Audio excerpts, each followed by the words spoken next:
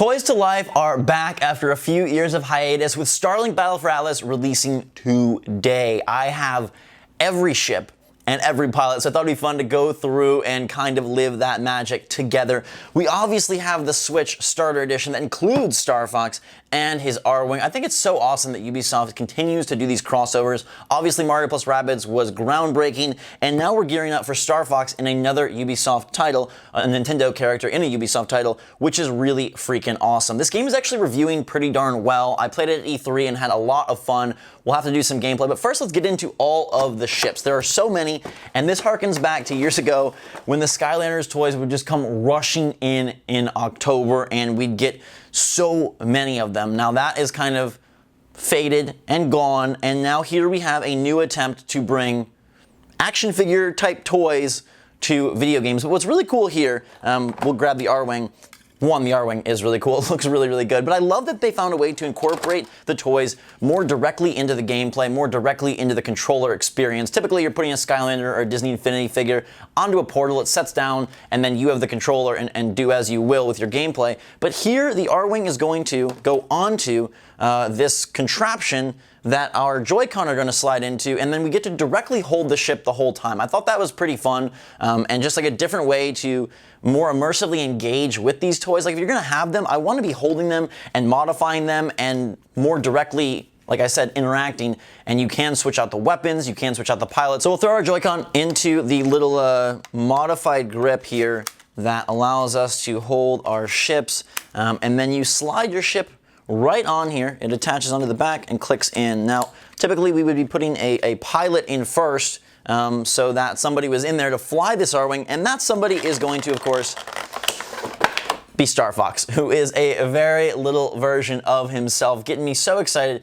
for Smash Bros. A mini amiibo, if you will. It's so freaking tiny, looking really nice. He's got his hands on his hips. He's ready for action. Now, the Star Fox stuff just incorporates into the main game. You can change pilots at any time, so you can just begin with him. You could utilize him later. They do give you another pilot named Mason here, who is the pilot from the other starter sets. So if you felt like you might be missing out with Star Fox, don't worry. You get another pilot as well to go along. So if we were to put Star Fox in, you pull the ship off, you slot Star Fox in here. He's locked in and good to go. And then we slide the ship over him, and he actually sits in the ship, which again, I think is just pretty cool how well this works. Your hands are not obstructed. You're still getting to use the Joy-Con as you would with the two sticks in the little modified grip, and then the ship's actually there. So when you go to take weapons like this one here and you want to put them on the R-Wing, it's just an easy process. And I think one of the greatest things they did with Starlink was allowing for this to be so snap, pop, and go without risk of breaking. Things don't feel like they're going to fall apart, and you can be pretty rough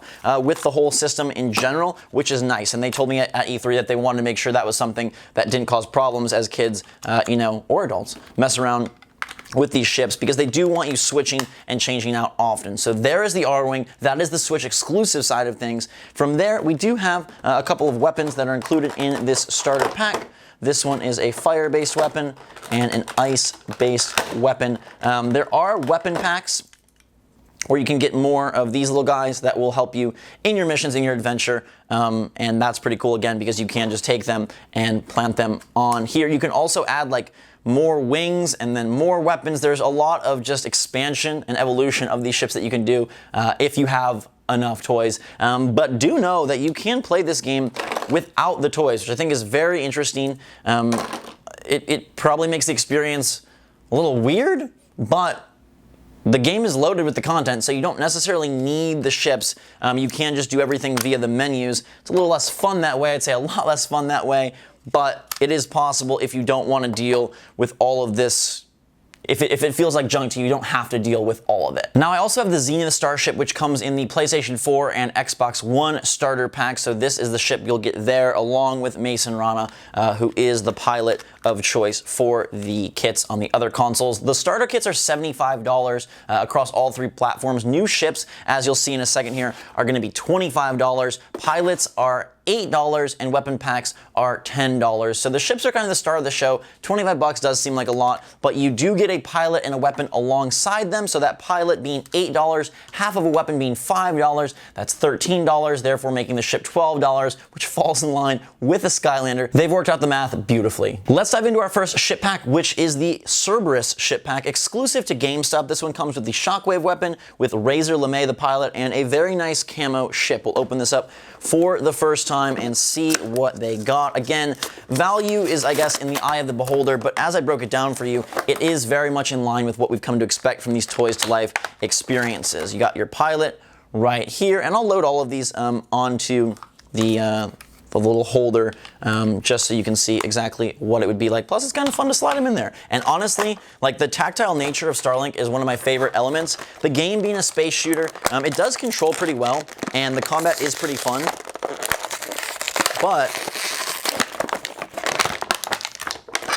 that was a lot of work. A lot of my enjoyment came from, one, just tactilely messing with these ships and the controller, and then two, the fact that there are so many different upgrades, and you can upgrade your pilots, you can upgrade your ships, you can upgrade so much, and very, very masterfully kind of craft your own experience via your specific ship, your specific loadout, and then the different perks and points you put into said ships. We got the nice weapon here, which is specifically the Shockwave weapon that blasts enemies back with a wave of force. I like that. So this guy can go where? Oh, okay, interesting. So on this ship, the guns and the weapons are going to go on the bottom of the wings, which is pretty nifty. Again, I like that they're also modular. You can take the wings off, as I show here. Do the R-wing wings come off? They do as well. So if we wanted to get goofy and say, hey, this Cerberus ship is pretty cool, but I really want to get a little Star Fox flair, you can put this on, and now we have an R-wing Cerberus mashup, and they do, it will affect like the ship and the performance and things that you got going on. We can also stack another wing on, so if we wanted an R-wing wing and a Cerberus wing, we could totally do that, and now we have a very interesting ship that has a different position for the weapon. Now it's on the side over here, and again, just it's going to be reflected in the game. It looks pretty cool, and this whole just build-it-yourself nature, I think, is pretty darn cool, because that's not something that was incorporated into the other Toys to Life titles. Eventually, Skylanders were allowing you to mix and match and swap and slide and whatever, or stick magnetize, I guess, but this is just pretty cool because you can create these really gargantuan creations, and maybe once we get everything unboxed, we'll have to make a Mega Death ship. In the meantime, though, there is the Target exclusive pack right here that is the Scramble ship. This also includes the Fury Cannon and Levi McRae. This one only available at Target, and so we'll take it out. There are two exclusives, GameStop and Target. Everything else should be pretty standard, and if you buy the ship packs, you don't need to buy all the pilot packs because you'll get the pilots throughout those ship packs, and that, like I said, probably makes a little more sense. So there's Levi, tiny pilot, doing his little tiny dancer dance, and then we have our very flamethrower-esque weapon here. I remember using this one at E3. I did not like it all that much, but I do really like this ship. Again, this guy is called the Scramble. They're very tightly packed in there, and it has a little monkey face on the bottom. It almost reminds me of the spaceship from the Lego movie, Benny's spaceship. It reminds me a lot of that, just color scheme wise. So we're going to take off our giant monstrous creation, pop out our pilot, put in Levi, and take the Scramble for a little ride. There you go. That one looking pretty nice and nifty with the color scheme. You can almost match it to your Joy-Con. Not this guy directly, but if you wanted to, you could find a combo that worked really well for your specific set. And I like that they're all just such different sizes and shapes. You know, obviously the R-Wing being very angular. This guy more rounded off and almost reminded me of something from like a Star Wars pod racer type with the extended long nose. This a very traditional ship until we got goofy with it, and this one very, very light, I would say. It looks very small and nimble, and it probably is in the game. Okay, so let's get on to the other packs that are not exclusive. This one, very nice. This is the Pulse ship pack right here. It comes with a volcano weapon and Chase De Silva, who has a very nice fro. So we'll dive in and see what we got going on here. The volcano weapon, it says, melt down enemy armor with superheated shots. That's going to come in huge handy. And again, a lot of the gameplay you'll get to see later on. I'll be posting some, but it is all in the ship. If you're wondering if there's any chance for you to explore as these pilots or do anything outside of the ship, it is a ship game, a spaceship game, tried and true, and you'll be up above the planets for a little bit of the time, descending down the planets and spending most of your action maneuvering around, completing challenges, facing off against enemies, and fighting bosses. But it all controls really well, and again, your main order of business is to manipulate and make these ships as magical as possible. So there you go. There's our Pulse ship, really red, again with sort of the long, elongated structure, pod racer-esque. And then we got our boy right here with the nice big hair, and we'll slot him in after we take off the scramble. Again, you can be pretty rough with these things, but they all, like, their connectors are pretty simple in the sense that it's just slotting in one place for the ship and one place for the pilot. So it's not like, oh god, it's got to match up here and you got to line up these holes. It's very easy. It just pops right on and you're good to go. We got the volcano weapon that on this ship will go on the top. If you didn't see it previously, the scramble ship also has the weapon slots on the top right there. Give you a good look at that. Okay, let's dive in. We have more spaceships to go through. This is like a Christmas morning type experience. This one is Lance with the imploder weapon and Hunter Haka, a very cool ship. Ooh, no, we're getting to my favorite ship of the bunch. I'm sure a lot of you will be partial to the R-Wing, given the Star Fox lore, nostalgia, inclusion, but there is one that I really freaking like. So here is Lance coming out. I'm gonna take the ship first this time. That pop is a lot to handle. There's Lance, looking very traditional in its spaceship style, but that's okay. We do have Hunter as the pilot right here, and then we get our imploder weapon, and for a little description, it takes out a group of enemies, the black hole. Pretty nice. I'd love to have black holes on my side. I think that's a pretty good thing as we try and take over the universe, or at least defend the universe. Probably more defending than taking over. So we'll pop off our Pulse, and we will put in Hunter, and add this one to our arsenal. Again, I'm gonna have so many freaking options, which will be very fun. The guns, weaponry on the top. Again, as you can see, a good look at this ship. And they're not heavy, like they're very light. If you're curious about that, it doesn't make this feel like a really weighted controller. The Joy-Con are already very light, so at least on the Switch side of things, it's not cumbersome at all. I wonder if with an Xbox controller or a PlayStation controller, maybe it feels a little bit different, especially given that it's more horizontal, I would guess, whereas like the Switch grip dog look gives you a nice compact little square, but it doesn't like I could throw this thing around. It's not a problem at all in any way.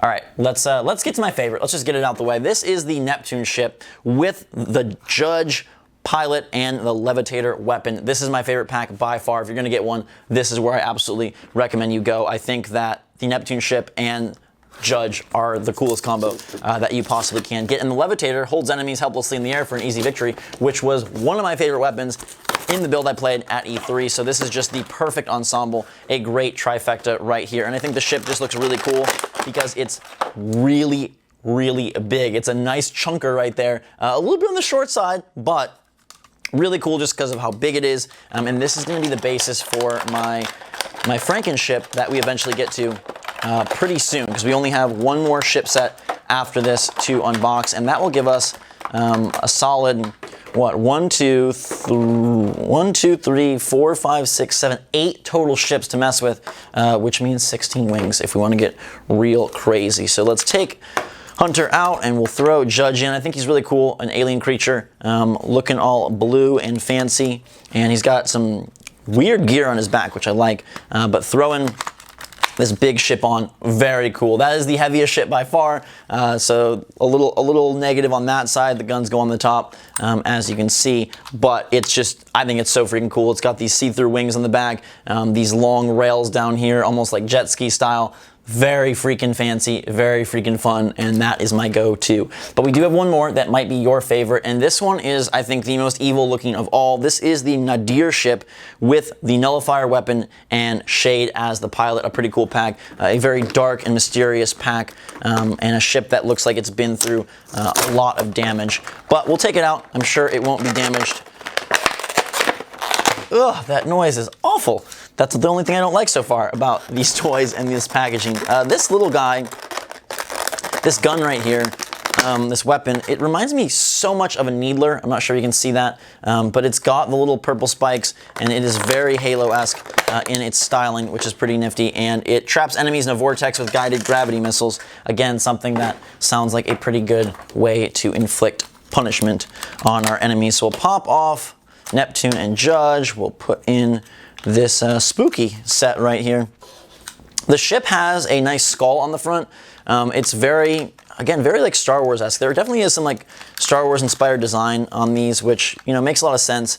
You also have like a really evil-looking shark mouth on the front. So this one, again, packing quite the deadly punch.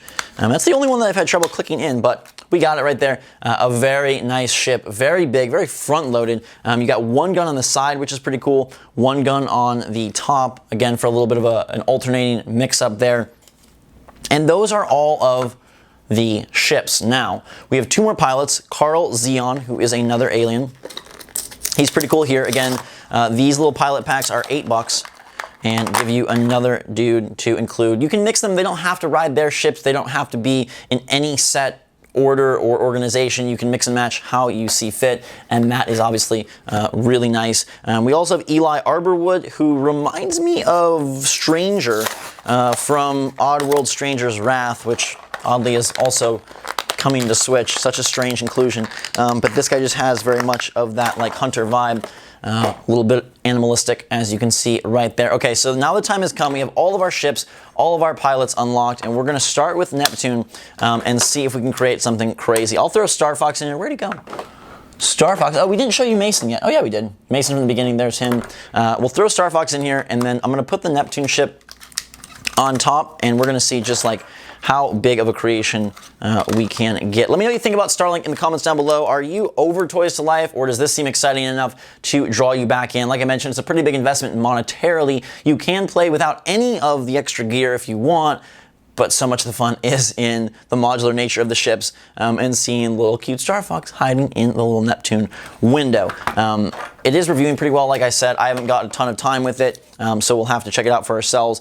Let's see what we want to do here to make this kind of crazy. So I'm going to get some basic wings to start.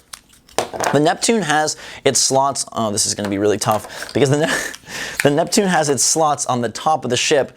So when we expand, we're going vertically first, and then from there we're going to have to kind of try to go back horizontally, or maybe just create a very strange amalgamation of a ship here. I'm putting the scramble wings on first, so we'll do that. Throw this pair here. And now, okay, this is turning into some gigantic robotic monstrosity. I do wonder if you are able, if there's a configuration, like a magic configuration, where you could put all of the wings on at once. Like, it probably would have to be very well thought out, because like, okay, this is going, as you can see, it's converging at the top point, which is not gonna work. Okay, so we're gonna remove Mr. Neptune. Let's get a ship that has not top-sided wings, but more something that can go expand outward, I guess. This looks like a better start just because they are going to flare out. Yes, yes, yes. Beautiful.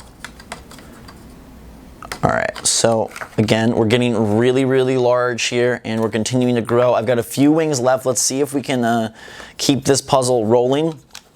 We'll now add the scramble wings because they seem to make sense and fit, because we are continuing to grow upward and outward. I've only got a few wings left. And now the Neptune wings, it's okay if they go back inward because we have just a couple more to mess with. Okay, so I'm gonna go back inward, and we are literally creating a complete ship, as I'll call it, with literally every wing that we have, which is pretty nifty. There's one wing that I'm missing somewhere. Am I? I have 3 wings left. It feels like I should have 4, but maybe I doubled up somewhere. 1, 2, 3, 4. 5, 1, 2, 3, 4, 5. Okay, I think I have 6 on that side. Okay, so we're a little off balance, but it's gonna be okay. We're gonna slot this here. We're gonna slot this here, and then away we go. And we got the correct wings on top. It is very not balanced, but we now have the mega ship, the God ship. It is absolutely huge in every way. All of the wings are on. It is a 16 winger. And ridiculously fancy. I don't know how long I could fly with this thing, but we absolutely should try it in game. This is my masterpiece. I'm done. I can retire now. I've made something so beautiful. It is absolutely perfect. Perfect. Let me know what you think of Starlink Battle for Atlas in the comments down below. That's all of the ships and all of the pilots available. Who knows if they ever get to Wave 2? It's going to depend on the success of the game and how well these things sell this holiday season. But based on what I played, it's pretty cool. We'll put it through the paces and bring you some gameplay soon. Until that time, everybody, thanks so much for watching. Let me know your favorite ship in the comments down below and what you think of my killer gargantuan ship right here. I think it's pretty darn impressive. Until next time, thanks so much for watching. Make sure to subscribe to stay up to date on all the latest and greatest from the Switch, from Starlink, and from other stellar titles. Follow us on Twitter and Discord. There's links in the description below. And until next time, have a fantastic day. Switch Force out.